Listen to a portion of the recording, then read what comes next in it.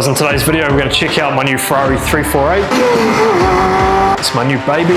We've got Ryan from Classic Cover Insurance visiting. We're going to talk all about what it's like to insure something like this. Then we're going to get out on the road. We're going to take this thing for a spin. We're going to get some sweet rolling shots. We're going to go and check out Matt from Pariah Custom Works. The guy's got the sickest workshop over there in Albany, building some incredible street rods. It's all ahead of us. Let's check it out. Here with Ryan today from Classic Cover Insurance. He's just pulled up in his 500 SL, new toy of his. So great to get out on a sunny day in Auckland today. Yeah. So any excuse to go for a drive, I think, mate. Yeah. As you guys know, we've been leading on to the fact that I bought a new car this week, and it's a big reveal. But we've got Ryan here. He's going to tell me all about how the insurance works on that car, and hopefully go a little bit further and take a look at the other cars, some of the new garaging space in there, and yeah, see what's in here. Okay, dead giveaway. The prancing horse. Guys, we're here in the garage with Ryan. He's here from Classic Cover Insurance. This is the Ferrari 348. Ryan's going to tell you all about Classic Cover Insurance. Oh, thanks, Tim. It's a real pleasure to be here. What an awesome car you've got going on in your garage today. Thank you, mate. I knew exactly who to call today, and I can't wait to show you this thing. Have you insured one of these before? We have. We love insuring Ferraris. It's normally a pretty special purchase for people when we do it, though. This is a 1991 Ferrari 348. Purchased it off my friend Mark on Tuesday, and it's a pretty special car. It's come from Italy, left-hand drive. I love that. All black interior, gated manual. Guys, I drove this 3 years ago. Mark offered me a drive in it, and I absolutely fell in love with it. I told him from that day I'm going to own that, and you know, a couple of weeks ago we started negotiating, and the rest is history. We ended up owning it. It's here in the garage, so let's tell you all about it and show you why it's a little bit special, and yeah, enjoy that. You've insured some of my cars before, and you're here today because you want to see this thing in person. You thought it might be quite interesting to come and check it out. Yeah, it's got to be a good couple of years since we first did the insurance. Met you out at the Kumu Hot Rod Show. Yeah. And since then done obviously some rotaries and that type of stuff. Do you think the Ferrari was always the dream? Yeah, and look, to be honest, this is my first European car as well. Yeah. I've owned over 50 cars, and this is my first European car. And it's a real bucket list thing for me. I always wanted to own a Ferrari. I just didn't know which one. And I believe this one's the right one for me because I like to work on cars myself, and I like to think I could work on this myself.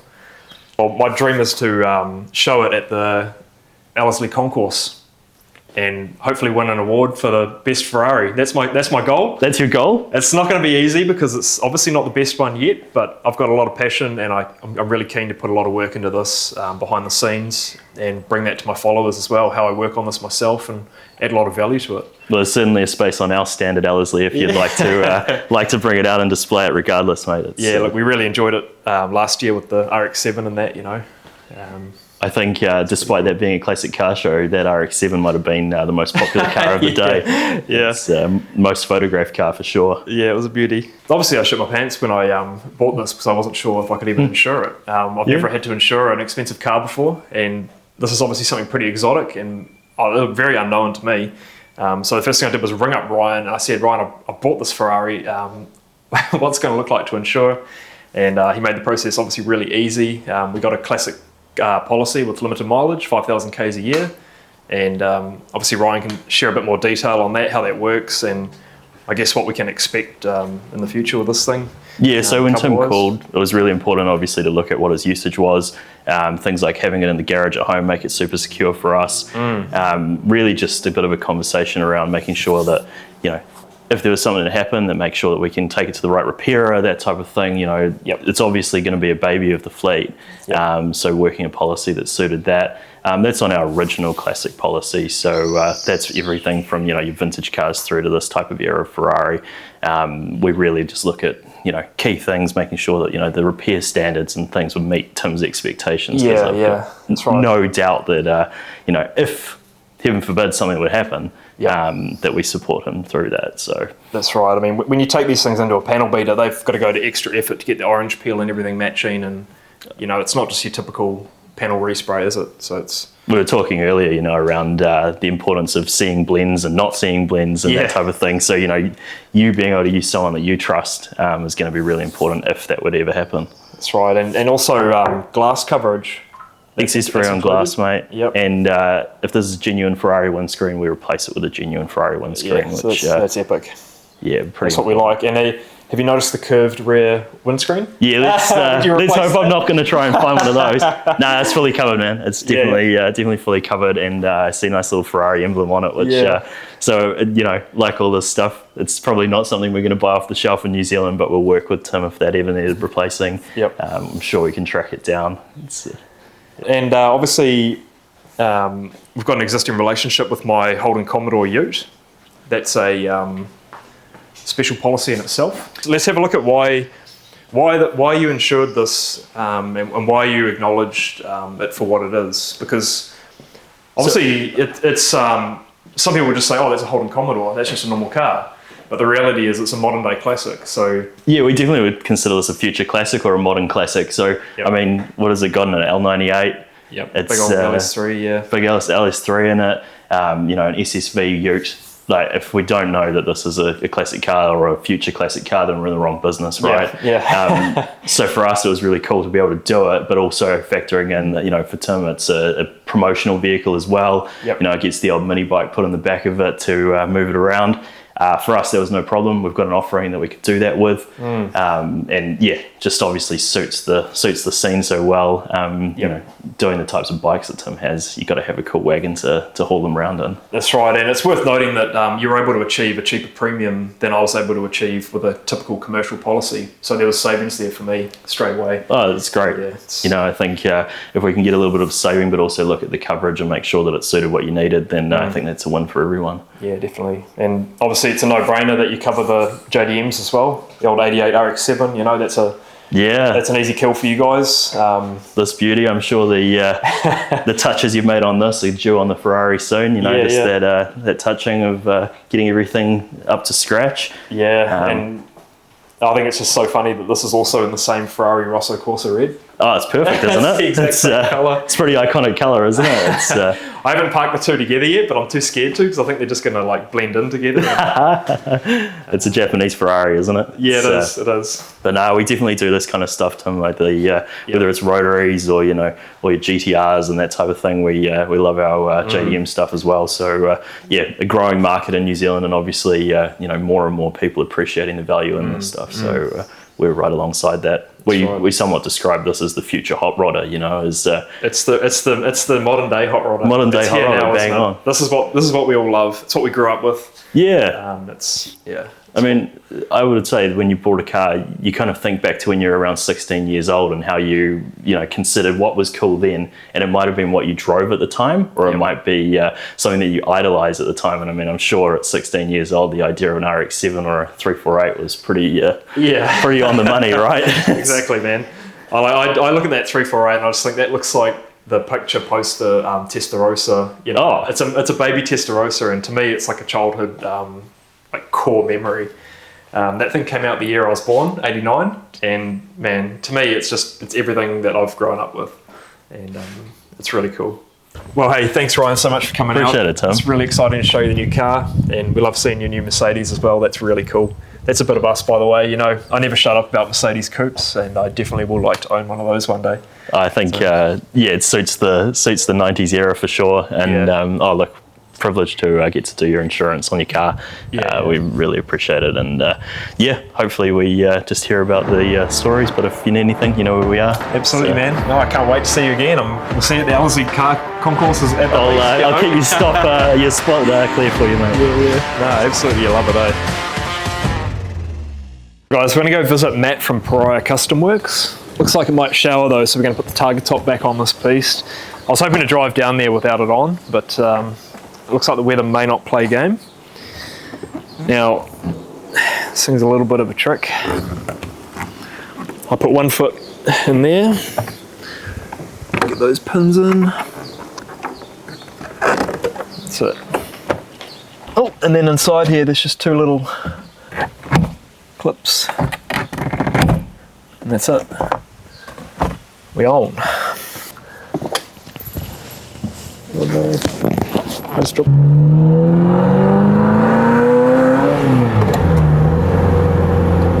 So that's the oil temperature there. We're still waiting for it to warm up.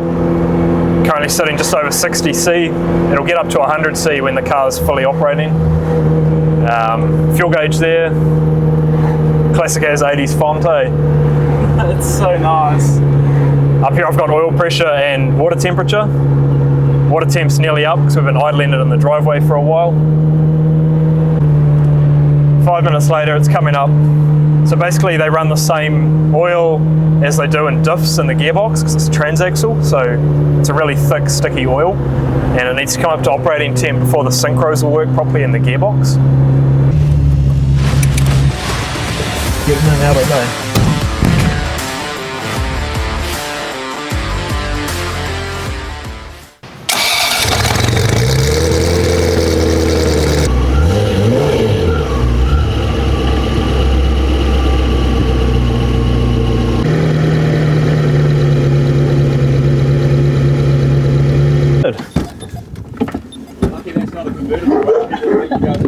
I know. we had the Tiger top off. How are you? Good. Lucky it's I don't even know if it's welcome around here. Yeah, we're stoked to be here. Obviously, we just thought it'd be a nice opportunity to come for a drive and come out and see you. And Well, it was sunny before, but yeah, it's Auckland, eh? I'm blown away because rotaries are worth so much now that people are actually putting big money into them. That'd be a $500,000 car. Yeah. When I looked through it, it was had some serious gear in it. Yeah, man. Speaking of serious gear, we're looking at some serious gear. Yeah, there's always a bit floating around here. I know. That's why I couldn't wait to come and see you, because I know you've always got hot stuff here. Yeah. And it's going to be great bang for buck, to come and visit you. But sometimes I come out here in the morning and I'm like, if 16-year-old me walked in here now, Yep. they'd probably have a heart attack, you know? Man. Yeah, when you look back on how far you've come, that's the most satisfying thing to be self-employed. Like, Yeah, for sure. you never think in a million years you'll be here. Yeah. And then it makes you wonder and makes you excited about the future. Like, where are we going to go, you know? Yeah, well, that's just it. It's leaps and bounds every year. That's the biggest goal for me. This is Zach, the owner, is a bit of a burnout boy. Yep. He's got a big concrete pad out of the front of his shed in West Auckland, and he just loves to do skids. So that's primarily what this thing's built for. Is it's a burnout / drift car, but it is going to be streetable as well. So what have you done to the cooling system to make it worthy of sitting there at a standstill for ages? Yeah. Anything in particular, or just? Yeah, it's a custom built tube and fin, dual pass radiator, twin 10-inch Meridynes. Yeah, it should be pretty good. Electric water pump, which is pretty much a standard for us.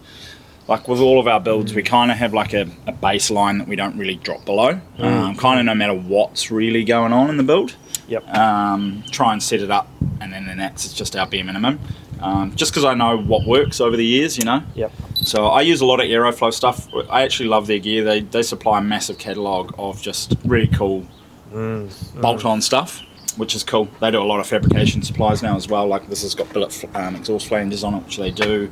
They do them for all the main engines and things like that. So yeah, this has come together really nice. Like it's obviously gotten a lot of attention lately, and it's credit to obviously the owner's dream and then my vision of bringing it all together. So this is Aaron, really good friend of mine. So yeah, we've basically we've been tasked to get this car street legal. So you're working through the cert process. Yeah, it's not too bad. There's a list. There's a lot of tidbits. Well, first thing is going to be the blower, isn't Correct. it? And the top hat and all that, Correct. because there's some pretty strict laws around. Yeah, so it's middle of the windscreen. Yep. Basically, your line of sight needs to be middle line of the windscreen out to a point at 12 metres in front of the vehicle. Gotcha. So, I mean, it's a hard no. So what are you thinking, like custom top hat or what? No, what can you do? This whole blower system's actually coming off. Okay. And we're going to a Harriet 2650. New Zealand, Australia, this is an icon, right? Like, Yeah, for sure. big blower sticking out, this is what everyone wants, you know, at the burnout comps. Yeah, well, Greg Murphy actually saw this at Chrome recently, and was just that and Adam's white VCAC Commodore that we built, and he was just frothing over both of them, which is quite cool. It's as good as a 1950s pickup can get. How's the chassis though? What's that? We've built the chassis. Oh, man. Yeah, it's a fully built chassis. It's all coilovered throughout. And, Yeah. We've strengthened it all and K-railed it. And Yeah, cool. So this is all running Haltech as well. This is actually running their new Rebel ECU. Oh yeah, so you got Haltech dash? No Haltech dash. It's got a Dakota digital gauges in it.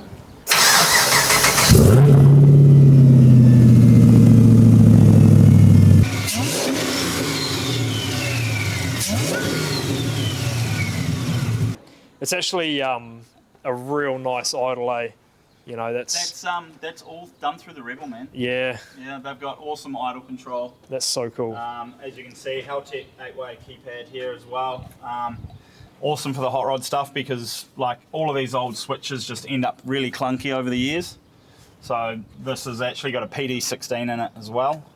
So we run everything off this now. This is wipers, horn, headlights, the whole shooting match. The whole truck's controlled through the PDM. Just a great product, man, especially for this hot rod stuff. Nice big panhard rod there as well. Yeah, so we've custom made a lot of this. This is a Heights 4-link in the back of here.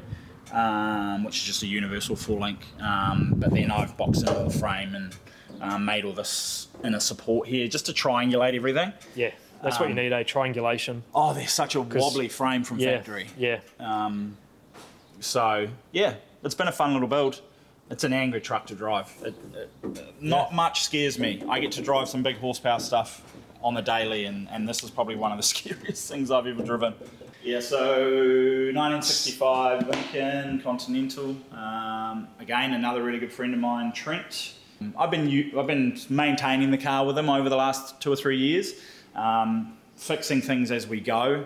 So we've been collecting parts for this car for about a year. So I've been building him up a motor. Yep. So that is a iron block 6-litre. So it's a truck motor out of the States. Oh, so that's yeah, okay. Is that an LT? Oh, they're like, Is that what they call it? Yeah, they're like an LQ, I think. Oh, yeah.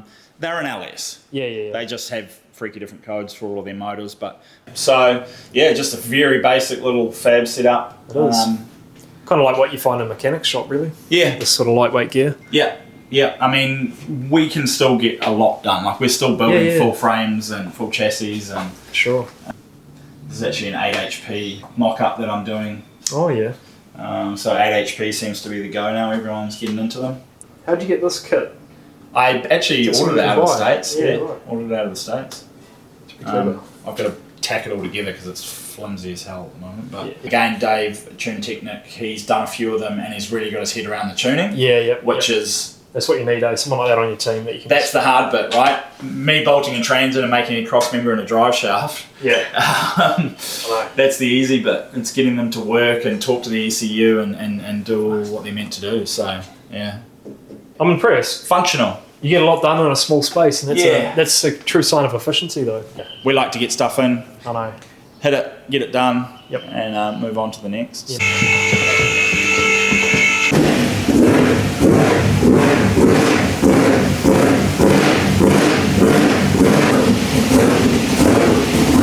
Get ready.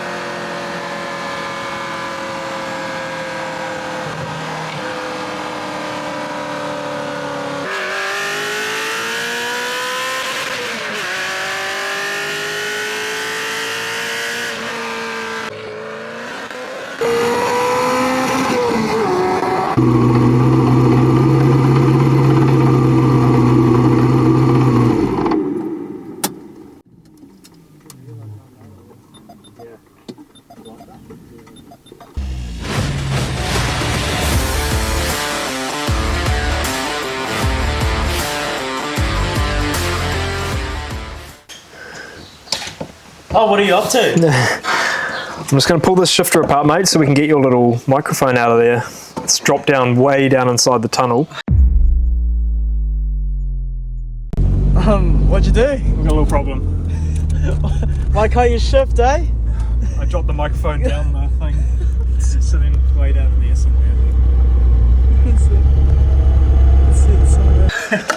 Do you think it's still there, or? I think it's still there because we could hear it being picked up on the audio when we drove past. So, I'm going to undo this gated section. Oh, gated problems, eh? Yep. More holes to drop keys down. So let's try not to drop anything else down.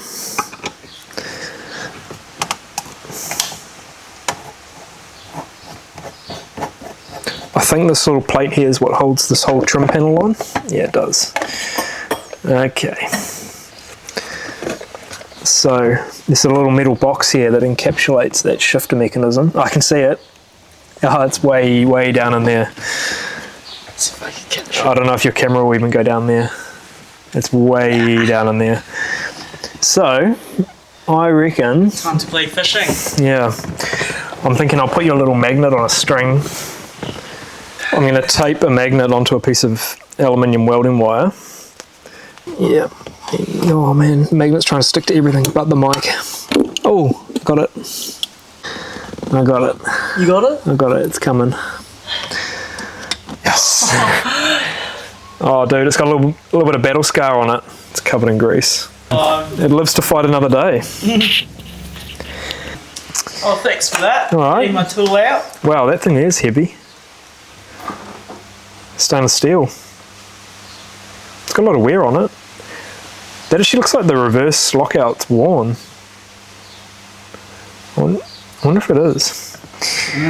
It's funny, eh? Like when you buy a car like this, you don't really know how it's supposed to be. Because you've got nothing to compare it to. How could that just... You're starting to tear it apart. Is this Ferrari quality? Is this what we expect? This thing just sits in there. There's nothing to even mount it. There's literally no screws or anything. It's so simple. There's the throttle cable and that red thing. I just don't get what's supposed to hold this in though. You can literally just pull it out. It just tucks up underneath there. That's where you could hide your weapons. Yeah. Back in the 80s, I guess, people would have hidden all sorts of stuff in there that we won't talk about.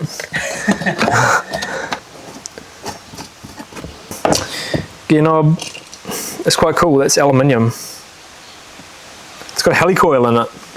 You're gonna have to polish that soon. I know. Maybe you could show them how we... Should we polish it? Yeah? Yeah, okay. I don't know actually if that's... It might be anodized. Because if I polish that, my hand will go all black from the aluminium. It rubs off. I'll leave it for now because it might be anodized. So that's the little lock nut that locks the knob on.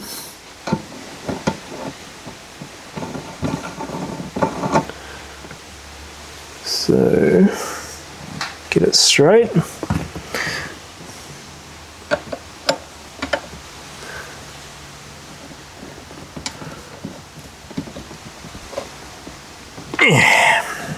Perfect. Ferrari lives on. Hey, that's magnetic.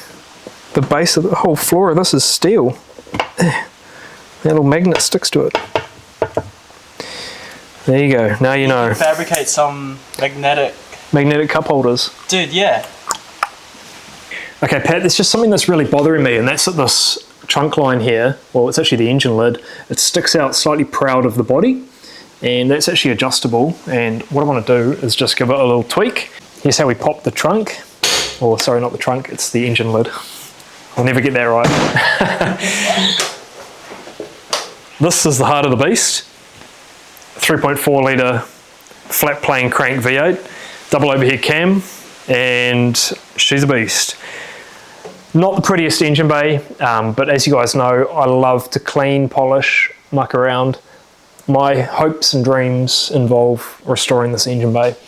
So today all we're going to do is adjust this. We're going to try and get it fitting a little more flush. And I think it's because a lot of times people take this off, they put it back on, they don't quite get it right. It's probably how it ended up like this. We just need our trusty 10mm using the Gear Wrench 120 XP, little mini micro ratchet. And we're going to get in here. I'm just going to loosen off these 10mm bolts. I'm just going to loosen them slightly. Same on the other side. I don't want to go too loose because I don't want it to slip. Now, just come down and we'll just check where it's at. So I just want to kind of bump it a little bit looser. I'll just use this little, this is a neat tool. It's a gimbal wrench and it's really easy for just doing quick little adjustments. So I'm just going to tweak those a little.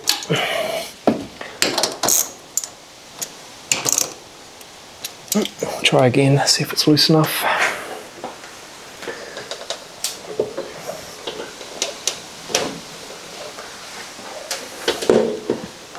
Not quite.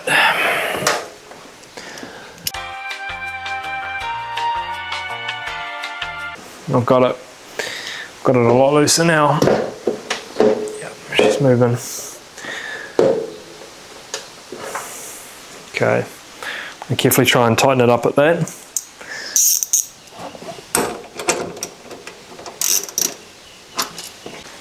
Check that fit again. That's way better. That's it. See how that's flush now? Beautiful.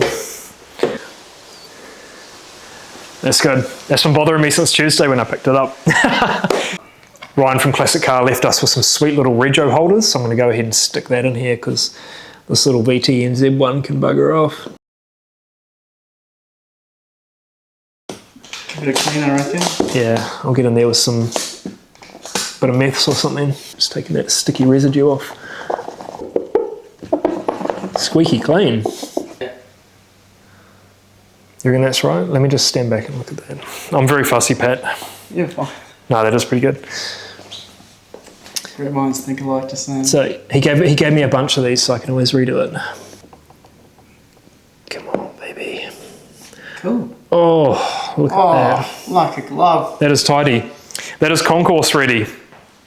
I like it. Thank you. Thanks, Ryan. Very nice.